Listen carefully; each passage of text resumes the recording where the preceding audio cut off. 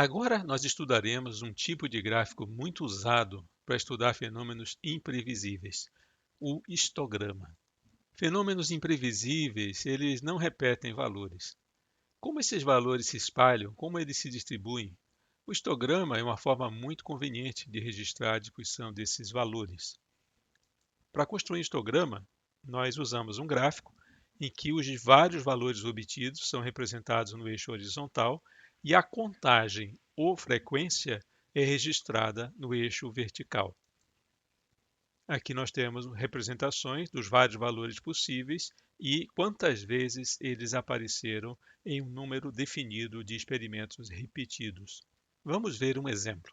Nessa animação, nós estamos representando uma esfera que cai verticalmente sobre um pino. Se tudo estiver em equilíbrio, a gente espera que metade das vezes ela desvie para a direita e metade das vezes desvie para a esquerda.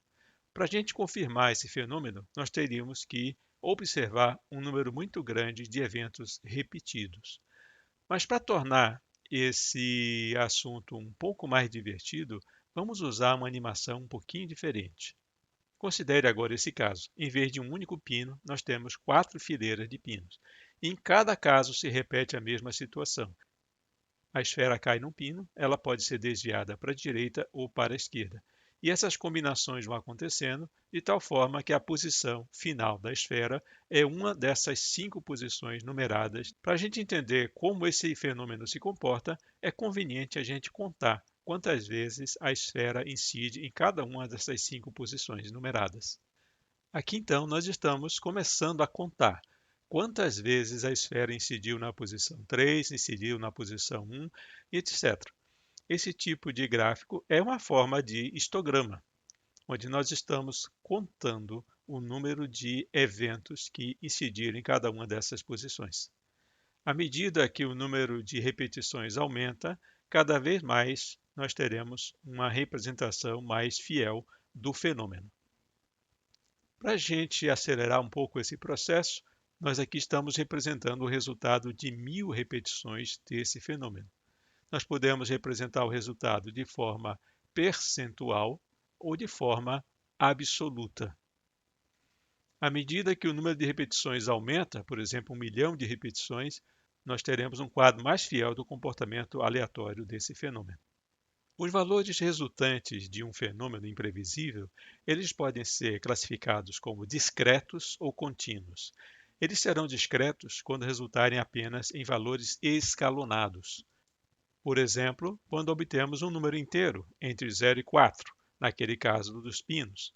Ou se nós estamos estudando a soma de dois dados, serão números inteiros, ou a média de dois dados, serão números que terão um passo escalonado de 0,5.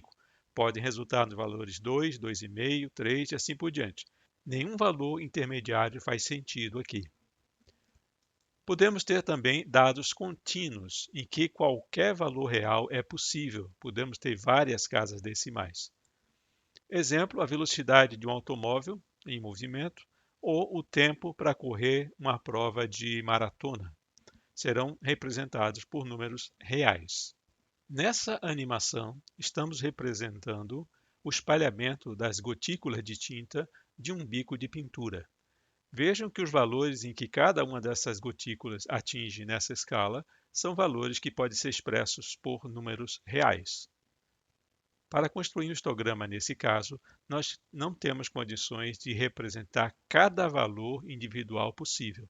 É comum a gente agrupar esses dados através de certas classes. Nessa animação, nós subdividimos os valores possíveis em 16 classes, cada uma com o mesmo tamanho. Estamos contando o número de gotículas que incide dentro de cada uma dessas classes. Assim, nós temos também uma forma de histograma. Para construir um histograma de valores contínuos, nós precisamos agrupar os dados em classes. Normalmente são usadas entre 5 e 15 classes, embora esse número não seja uma coisa muito rígida. As classes devem ser definidas de forma que não exista superposição, ou seja, um valor só pertence a uma única classe. É comum usar classes com a mesma largura e as classes devem ser construídas de forma que todos os dados sejam acomodados. nenhum dado seja excluído. O histograma conterá, então, no eixo horizontal, a representação de cada uma das classes e no eixo vertical, a contagem. O experimento, então, é executado e a contagem prossegue, classificando os valores obtidos na classe correspondente.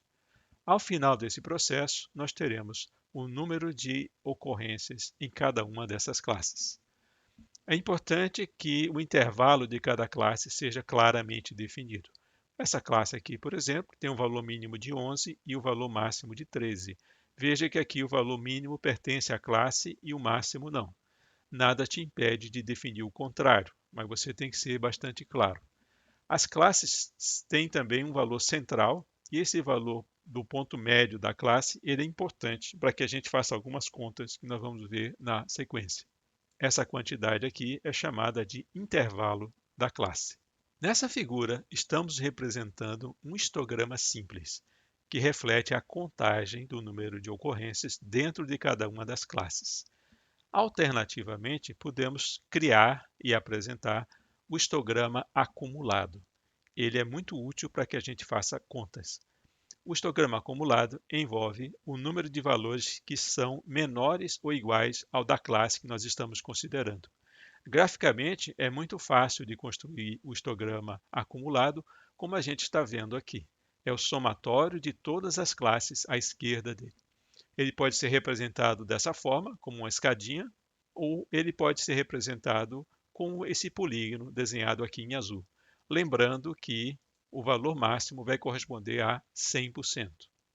A pirâmide etária é um exemplo de histograma que nós estamos acostumados a ver. Ela representa a contagem, ela representa o percentual da população que está contido dentro de cada classe. Por exemplo, de 0 a 4 anos, nós sabemos aqui o percentual de pessoas do sexo feminino que estão dentro dessa classe e do sexo masculino. E assim para a classe 5 a 9, 10 a 14 e assim por diante. Nós estamos vendo aqui a pirâmide etária do Brasil nos anos 1950. Uma grande proporção de crianças e um número menor de pessoas mais idosas. No ano 1980, nós notamos aqui um certo estreitamento da base dessa pirâmide, indicando que o número de crianças nascidas diminuiu em relação ao que se tinha nos anos 1950. A taxa de crescimento do Brasil diminuiu. Nós pegarmos a pirâmide etária do ano 2010, nós vamos notar uma figura bem diferente. A base dessa pirâmide ela está diminuindo. Significa que não estão nascendo tantas crianças quanto nasciam antes. É uma característica de uma população que já está envelhecendo. E vejam que há um aumento na proporção de pessoas com mais idade. Isso é um reflexo da melhoria da saúde das pessoas mais idosas que estão vivendo mais.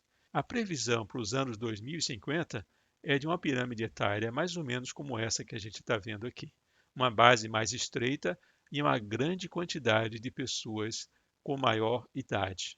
Essa situação é um pouco preocupante porque a gente poderia imaginar que a aposentadoria das pessoas idosas seria paga pelos valores que ela recolheu durante a vida.